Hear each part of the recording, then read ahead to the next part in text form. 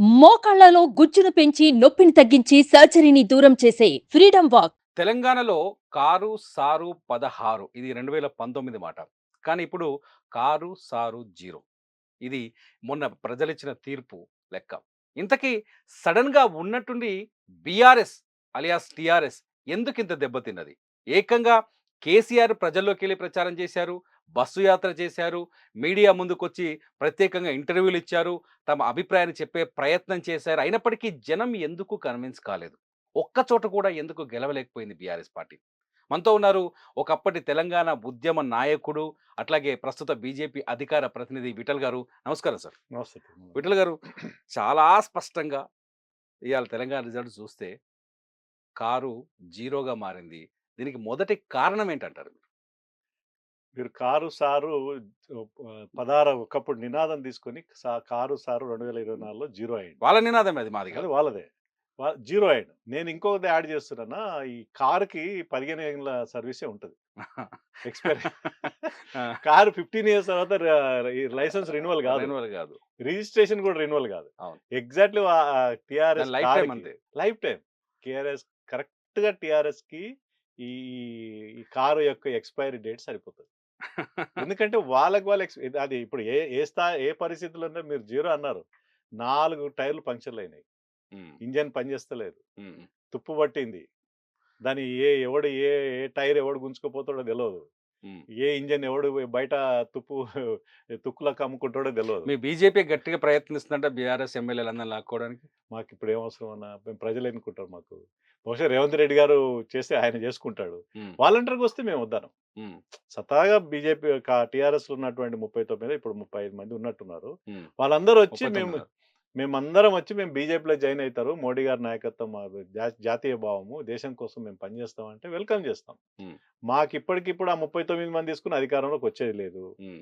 బహుశా ఆ ఎమ్మెల్యేలందరూ కూడా డెఫినిట్‌గా అధికార పార్టీకి జనరల్‌గా ఎవరు అధికారంలో వాళ్ళు పోతుంటారు. హ్మ్. బహుశా రేవంత్ రెడ్డి గారు ఆ ప్రయత్నం చేస్తున్నారేమో మాకు తెలవదు గానీ, ఒక అంటే ఏమంటుంది, ఒక ఐకాన్ ఇంతెత్తు కింద పడిపోతాడు చూడన్న. హ్మ్. ఒకేసారి కింద ఇప్పుడు ఒక టవరింగ్ పర్సనాలిటీ మనం జనరల్‌గా హోర్డింగ్ పెడుతుంటారు.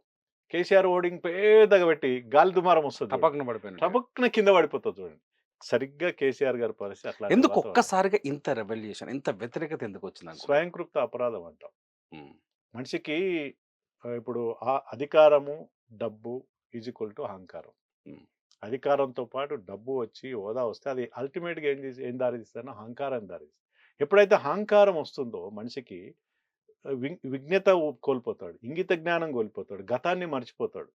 అహంకారమే కనిపిస్తుంది తప్ప చుట్టుపక్కల ఎవరు, తన వాళ్ళెవరు, శత్రువులెవరు, మిత్రులెవరు, గతంలో నాతోటి ఎవరున్నారటువంటి విజ్ఞత కోల్పోతాడు మనిషి. సరిగ్గా కేసీఆర్ గారికి సరిపోతాడు. ఒకప్పుడు ఒక టవరింగ్ పర్సనాలిటీ. హ్మ్. తెలంగాణ ఉద్యమంలో 2014 కేసీఆర్‌కి అందరం కూడా మేము ఎవరైనా ఈవెన్ మీరు ఉద్యమంలో ఉన్నప్పుడు మేము జూసాము. ప్రతిపక్ష పార్టీలైనా లేదా ఏ నాయకుడైనా ఒక కేసీఆర్ కొట్లాడిండు కాంగ్రెస్ పార్టీ ఇచ్చినా సరే, బీజేపీ మద్దతు ఇచ్చిన తెలంగాణ వచ్చినప్పుడు కూడా కేసీఆర్ లేకుండా తెలంగాణ రాదు అని చాలా మంది అనుకుంటారు. దట్ హ్మ్. Is fact. ఒక ఉద్యమ నాయకుడిగా మాలాంటి వాళ్ళు ఆయనకు అండగా ఉన్నాం. సకల జన సమ్మె కావచ్చు, రకరకాల పోరాటాలు కావచ్చు, సాగరహారం కావచ్చు, మిలియన్ మార్చ్ కావచ్చు, సంసద్ యాత్ర కావచ్చు, సమర బేరీ కావచ్చు, సడక్ బంద్ కావచ్చు.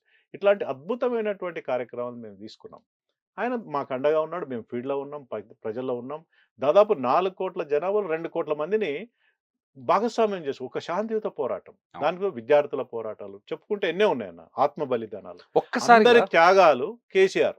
హ్మ్. అందరి త్యాగాల ఫలితం కేసీఆర్ ముఖ్యమంత్రి. హ్మ్. కేసీఆర్ ముఖ్యమంత్రి అయినప్పుడు నేను ఇంతమంది త్యాగాల ఫలితం నేను ఈ కుర్చీలో కూర్చున్నా. హ్మ్. అందరూ నా వాళ్ళే. 4,00,00,000 ప్రజలందరూ నా వాళ్ళనుకుంటే ఇవాళ కేసీఆర్‌కి ఇట్లాంటి దుస్థితి వచ్చేది కాదు. హ్మ్. తనేమనుకున్నాడు? అందరిని పక్కకు దొబ్బేసి, నేను, నా పిల్లలు, నా కొడుకు, నా భార్య, నా బిడ్డ, నా అల్లుడు, నాకింకోరు వాళ్ళొక ఒక ఇంటర్నల్ ఒక యంత్రాంగాన్ని, ఒక పవర్ సెంటర్‌ని ఏర్పాటు చేసుకొని 18 మంది క్యాబినెట్‌లో 5 మంది వాళ్ళ ఫ్యామిలీ మెంబర్స్‌కి ఇచ్చుకుంటాడు. హ్మ్. ముగ్గురికేమో బీసీలకిచ్చాడు. ఒక్కరికే ఎస్సీకిచ్చాడు. మిగతా సామాజిక వర్గం ఎంతోమంది ఉన్నారు, కొంతమందికి న్యాయం చేసినా, తన కుటుంబానికి ప్రాధాన్యత ఇచ్చి, ఉద్యమకారులకు, పోరాట యోధులకి కనీసం తన గేట్ లోపలికి కూడా రానీయకుండా ఇది అవకాశం నిజమా అన్న? ఇవ్వడం. అంటే ఇట్స్ ఎ ఫ్యాక్ట్. అంటే మేము ప్రగతి భవన్ అందరి కోసం ఉంది. ప్రగతి భవన్‌కి అందరూ వస్తారు. వచ్చిపోయారని మాట్లాడతారు. మొన్న ప్రగతి భవన్ ముందు గేట్లు వీకేసినప్పుడు కూడా కావాలని వీళ్ళు చేస్తున్నారు కాంగ్రెస్ వాళ్ళు. ప్రగతి భవన్ అందరి కోసం ఉందని కేటీఆర్ కూడా మాట్లాడుతూ వచ్చారు. కేసీఆర్ నిజంగా లోపలికి రానిచ్చేవాడు కాదా? 100% అన్న. కేసీఆర్ తెలివైనవాడు. ఒక క్వెషన్ అడగాలనుకుంటున్నాను యాహ్! మిమ్మల్ని. యాహ్! గతంలో మీరు ఉద్యమంలో పనిచేస్తున్నప్పుడు కేసీఆర్‌కి చాలా దగ్గరగా పనిచేశారు. కేసీఆర్ పక్కన ఎన్నో ఉద్యమాలు మేము చూసాను. నా కళ్ళతో నేను అవును. పోరాటంలో ఉన్న కొంతకాలం నేను చూశాను. ముఖ్యమంత్రిగా బాధ్యతలు చేపట్టిన తర్వాత మీ అందరిని ఎలా వదులుకున్నాడు? ఎందుకు కనీసం ఇంటి వైపు కూడా రానివ్వలేదా? దానికి కారణం ఉందన్న. ఆ! ఎందుకంటే తను ప్రశ్నించేవాడంటే ఇష్టం ఉండేది కాదు. హ్మ్. అంటే ఇప్పుడు మేము చుట్టూ ఉన్నామనుకోండి, మేము ప్రజాపాలన కోరుకుంటాం. ప్రజల సంక్షేమం కోరుకుంటాం. నీళ్లు, నిధులు, నియామకాల కోసం తెలంగాణ తెచ్చుకున్నాం. ఈ రంగాలలో ఈ వర్గాలకు న్యాయం జరగాలని కోరుకుంటాం. ఉచిత విద్య, వైద్యం ఇవ్వాలని కోరుకుంటాం. మాలాంటి వాళ్ళు ప్రశ్నిస్తే ఆయన సహించలేడు. ఉద్యమం కోసం మాలాంటి వాళ్ళం ఉపయోగపడ్డాం. కానీ ఇప్పుడు పరిపాలన అనేది తన యొక్క ఎజెండా. ఇంకో 50 ఏళ్ళు తన ఫ్యామిలీ, తన కుటుంబం, తన వంశం పరిపాలించుకున్న బెట్టుడు కోదండరామ్ గారు కావచ్చు, మాలాంటి వాళ్ళు కావచ్చు, ప్రశ్నించినాం అనుకోండి. ప్రశ్నిస్తే ఆయనకు నచ్చదు కదా! హ్మ్. కాబట్టి ప్రశ్నించకుండా ఉండాలంటే ఉద్యమకారులను యూజ్ అండ్ త్రో అంటాం కదా! హ్మ్. ఉద్యమకారులు ఒకప్పుడు ఉద్యమకారులు వీళ్ళతోటి ఇప్పుడు ఏం పని అని చెప్పేసి ఒక్కొక్కరిని మెడలు పట్టి బయటికి దుబ్బిండు. హ్మ్. ఎవరున్నారని ఉద్యమకారులు? ఆ ప్లేస్ ఎవరికి ఆక్యుపై? తెలంగాణ ఉద్యమం పైన రాళ్ళేసినోళ్ళు, తెలంగాణ ఉద్యమాన్ని అసహించుకున్నోళ్ళు, సమైక్యవాదులుగా పేరు పొందిన వాళ్ళందరూ కూడా ఒకేసారి తన క్యాబినెట్‌లో చేసుకొని వాళ్ళు బానిసలుగా ఉంటారు కదా! హ్మ్. వాళ్ళు క్వెషన్ చేయరు. మాకు మా ఎజెండా తెలంగాణ. మా ఎజెండా తెలంగాణ సంక్షేమం, తెలంగాణ ప్రజల సంక్షేమం. కానీ వాళ్ళకి అట్లా కాదు కదా! వాళ్ళ స్వార్థం, వాళ్ళ రాజకీయ మంత్రి పదవి, క్యాబినెట్, ఉద్యోగాలు, వాళ్ళ వ్యాపారాలు అదే ఎజెండా వచ్చిన వాళ్ళకి ఎవరైతే. అట్లాంటి వాళ్ళని చేరదీసి వాళ్ళను వాళ్ళేం ప్రశ్నిస్తారన్న? అప్పుడు ఏమైపోయాడు కేసీఆర్ అంటే వాడు డిక్టేటర్ అయ్యాడు. హ్మ్. ఎవడు తను చెప్పిందే వేదం. తను హ్మ్. నడిచింది తన నిర్ణయం రాత్రి నిర్ణయం తీసుకున్నా, పగలు తీసుకున్నా అదే జీవో. హ్మ్. అట్లాంటి నిర్ణయాలు తీసుకొని తప్పిదాలు చేసి, చారిత్రక తప్పిదాలు చేసి, నాకింక తిరుగులేదు 100 ఏళ్ళు అనుకున్నోడు, ఒక్కసారి ప్రజలు చాలా గొప్పోళ్ళన్న. ప్రజలు ఎప్పుడు ఇట్లాంటి నాయకులను చాలా మంది చరిత్రలో చూస్తా ఉంటారు. హ్మ్. ఎప్పుడైతే మనిషికి అహము, అహంకారము తెలంగాణ ప్రజలు మీరు తెలంగాణ ఉద్యమాన్ని మీ దగ్గరుండి చూసి తిరుమలన్న. తెలంగాణ ప్రజలేందంటే ఆత్మగౌరవం కోరుకుంటారు. ఎగ్జాక్ట్‌లీ. ఆత్మగౌరవానికి చాలా ప్రాధాన్యత ఇస్తారు. ఆత్మగౌరవం అంటే చాలా పెద్ద వర్డ్. చాలా సింపుల్‌గా ఏముంటాయంటే, అన్న నేను మీ మీ ఇంటికొస్తాను. బీజేపీ ఎంపీ ధర్మపురి అరవిందే అన్నారు. ఎగ్జాక్ట్‌లీ. బానే డెవలప్ చేసిండు. అటు ఇటు కనీసం రైతు బంధాన్ని ఇచ్చిండు అని చెప్పేసి ఆ! రేవంత్ రెడ్డి విమర్శిస్తూ అన్నాడు. ఈ ఈ ఈ వ్యతిరేకత ఎందుకొచ్చింది అసలు ప్రజలు? ఆంధ్రప్రదేశ్‌లో తెలంగాణ ఉద్యమం నడిపింది ఆత్మగౌరవ పోరాటం. హ్మ్. సరిగ్గా తెలంగాణ వచ్చినాక కూడా అదే ఆత్మగౌరవ పోరాటం మీద మళ్ళీ పోరాడాల్సొచ్చింది. హ్మ్. మాలాంటి ఉద్యమకారులు. హ్మ్. ఎందుకు అంటే తెలంగాణ ప్రజలు ఒక ఆత్మగౌరవాన్ని, మర్యాదని కోరుకుంటారు. డెవలప్‌మెంట్ ఒక యాస్పెక్ట్ లెక్కలేని తరం. అవుతే యెస్. ఒక ఒక డెవలప్‌మెంట్ అనేది ఒక యాస్పెక్ట్ అవుతే ఆత్మగౌరవాన్ని కోరుకుంటారు. ఇప్పుడు మీరు ఒక ఎమ్మెల్యే అన్న, నేను మీ ఇంటికొచ్చాననుకో, పలకరించకపోతే మావోడికి ఓటేసినా గాని అహంకారం పెరిగిందంటాడు. ఆటోమేటిక్‌గా. సహజంగా. ఈ అది దాంతో పాటు నువ్వు ఎన్ని అంటే డెవలప్ అయ్యే ఒక చిన్న ఎగ్జాంపుల్ చెప్తాను. మీ ఇంటికొస్తా నేను.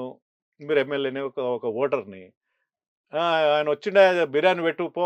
ఆయన లేక లేక వచ్చిండు బిర్యానీ తినని ఆడ పడేసిండనుకో, మీరేం నన్ను పలకరియ్యరు. కానీ బిర్యానీ పెట్టిర్రు. నేను ఇక బాగా బలిసింది మొహానికి ఈడ అదే అనుకున్నా. పడేసిపోతున్నా అనుకుంటారు. అంతే అనుకుంటా. ప్రేమగా ఒక మంచినీళ్ళిచ్చి, "విఠలన్న బాగున్నావా? ఎట్లున్నారే ఊర్లో మంచిగున్నారా? అందరూ బాగున్నారా?" అని అడిగినావనుకో, నువ్వు నేను బిర్యానీ ఫిదా అయిపోతా. పెట్టకపోయినా ఏం కాదు ఇక. నేను ఫిదా అయిపోతా. నీకు బిర్యానీ కూడా అక్కర్లేదు నీకు. అవసరం లేదు. అవును. తెలంగాణ ప్రజలకు సంస్కృతి, తెలంగాణ ప్రజలకు మెంటాలిటీ అది. అంటే ఆత్మగౌరవకి ఎక్కువ ప్రాధాన్యత నిజంగా ఇస్తారు. మీరు అంటే 2000 కరెక్ట్. 14 గవర్నమెంట్‌లో కొంతకాలం ఉన్నారు. ఆ తర్వాత బయటకొచ్చారు. ధ్యానం. ఎమ్మెల్యేలని ఇంటి గేట్‌లో కూడా రానివ్వడు. మంత్రులు రావాలన్నా ఇంటి దగ్గర గంటల తరబడి ఆ ప్రగతి భవన్ ముందు సేమ్ క్యాంప్ ఆఫీస్ చాలా గంటల తరబడి నిలబడ్డారు. వేచి ఉన్నారన్నది నిజమేనా ఇదంతా? ఎమ్మెల్యేలేం కర్మన్న హైకోర్టు జడ్జిలు, ఆ! డీజీపీలు, చీఫ్ సెక్రటరీలు, ఐఏఎస్ ఆఫీసర్స్, ఐపీఎస్ ఆఫీసులు అట్లాంటి వాళ్ళని కూడా ఇంట్లోకి పిలిపించేసి మధ్యాహ్నం 2 గంటల దాకా కలిసాడు. ఆయన ఒక క్యారెక్టర్, ఇంటర్నల్ క్యారెక్టర్ ఒకటి ఉంటది. చాలా మందికి తెలవదు. ఇవాళ మీ ద్వారా చెప్పదలుచుకున్నాను నేను. హ్మ్. ఆయన దినచర్య ఎట్లా ప్రారంభమవుతదంటే, ఉదయం 10, 11 గంటల వరకు లేవడు. హ్మ్. అది ముఖ్యమంత్రి అయ్యేంత వరకు కొనసాగించిండు నాకు తెలిసి. హ్మ్.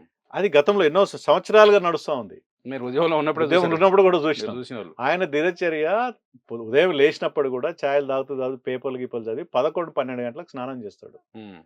ప్రతిరోజు దినచర్య చెప్తా ఉన్నాను. పేపర్‌లో ఉన్న బ్రేకింగ్ అయిపోయినాక. 12 గంటల తర్వాత స్నానం చేసి, 1 గంటకు అందుబాటులో ఉన్న వాళ్ళతోటి భోజనాలు చేసి, 2 గంటలకు దర్బార్ స్టార్ట్ అయితది. హ్మ్.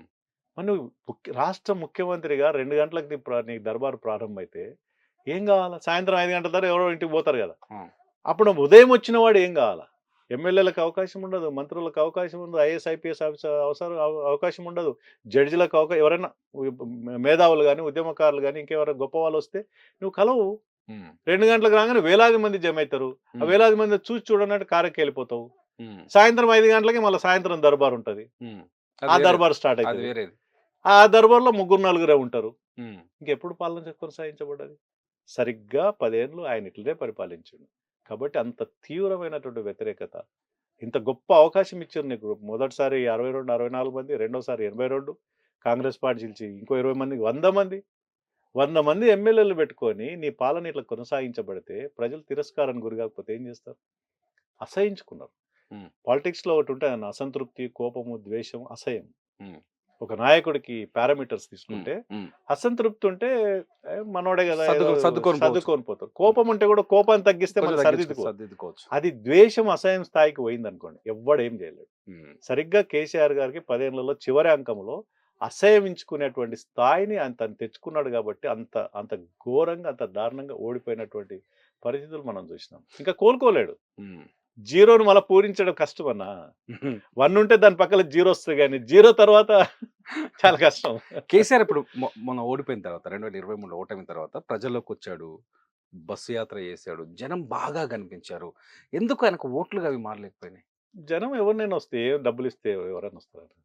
ఈ మాట అనకూడదు కానీ ఈవెన్ జగన్ అదే అంటున్నాడు. ప్రెస్ మీట్ పెట్టి నేను ఇంతమంది వృద్ధులకు పెన్షన్ ఇచ్చాను, మహిళలకు ఇన్ని డబ్బులు వేసాను, ఇన్ని ఉపాధి అవకాశాలు. వాస్తవంగా జగన్ చెడగొట్టిన కేసీఆర్. ఎందుకంటే ఈయన ముఖ్యమంత్రి కదా, ఆయన రెండోసారి ముఖ్యమంత్రి. హైదరాబాద్ పిలిపించుకొని బిర్యానీ పెట్టిండి ఇంట్లో, నాకు తెలుసు అది. బిర్యానీ పెట్టి నువ్వు జనాల్ని కలవకు, ఎమ్మెల్యేలను కలవకు, 6-7 గంటలు కూర్చోరు, నువ్వు ఇట్లుండాలి, నువ్వు ఎవరిని కలవద్దు, కలిసి నీ ఇజ్జత్ ఉండదు, కలవకుండా ఉంటే నువ్వు గొప్ప నాయకుడు అవుతావు. సేమ్ అదే వాళ్ళ జక్కంపూడి రాజా బోధించినట్టు కేసీఆర్. ఆ బోధనలే కేసీఆర్ బోధనలే జగన్ పాటించాడు. కాబట్టి ఇక్కడ కేసీఆర్ 0 అయ్యిండు, ఆయన 0 అయ్యిండు. ఢిల్లీలో కేజ్రీవాల్ కూడా అట్లే ఉంది పరిస్థితి. కేజ్రీవాల్ కూడా అదే పరిస్థితి. కేజ్రీవాల్ డిఫరెంట్ క్యారెక్టర్, ఆయన ఇంకో టైప్ ఆఫ్, మనం మాట్లాడుకోవచ్చు కేసీఆర్ క్యారెక్టర్. కానీ జగన్ కొంత యంగ్ డైనమిక్ ఉన్నటువంటి నాయకుడు ఎందుకు చెడిపోయిండు?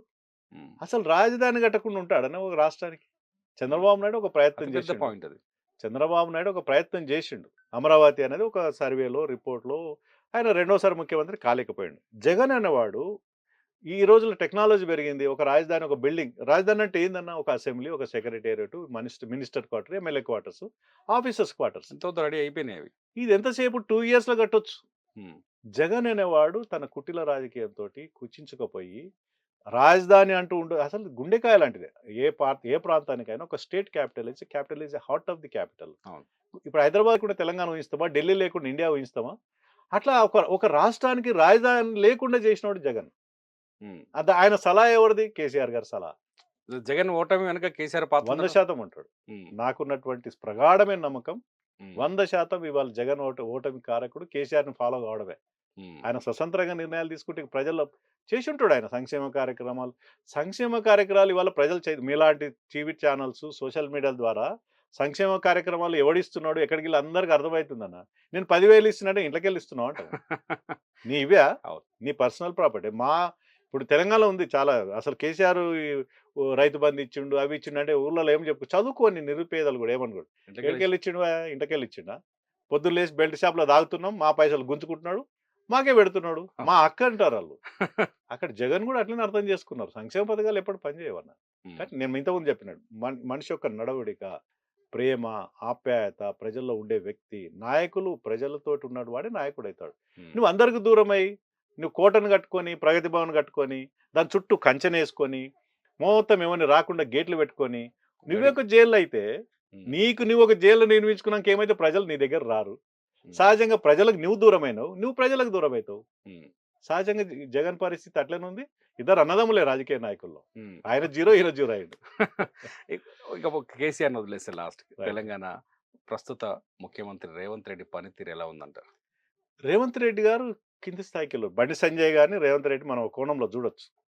బండి సంజయ్ పోరాట యోధుడే, రేవంత్ రెడ్డి కూడా కింది స్థాయికి, వ్యవసాయ కుటుంబంలో వచ్చి కింది స్థాయికి వెళ్ళొచ్చి కష్టపడి స్థాయికి వచ్చినటువంటి వ్యక్తి. తను ఎన్నడూ కూడా ఒక మంత్రి కాలే. ఆయన అదృష్టం, తల్లిదండ్రులు చేసుకున్న పుణ్యం కావచ్చు, ఏకంగా ముఖ్యమంత్రి కాగలిగాడు. ఉమ్. అది చారిత్రక అవకాశం. అవకాశం అది. ఒక ముఖ్యమంత్రి హోదా యంగ్ ఏజ్‌లో 54 ఇయర్స్‌లో ముఖ్యమంత్రి అయిండంటే దాన్ని ఎంత గొప్పగా చూడాలి. ఎంత గొప్పగా నిలబెట్టుకోవాలి. ఎంత గొప్ప పరిపాలన అందించాలి. బహుశా ఆయన పీసీసీని మర్చిపోలే. ఇప్పటికి పీసీసీ అధ్యక్షుడు. అదే అదే ముఖ్యమంత్రి హోదాలో పీసీసీ అధ్యక్షుడిగా మాట్లాడితే కుదరదు. ప్రజలు హర్షించరు.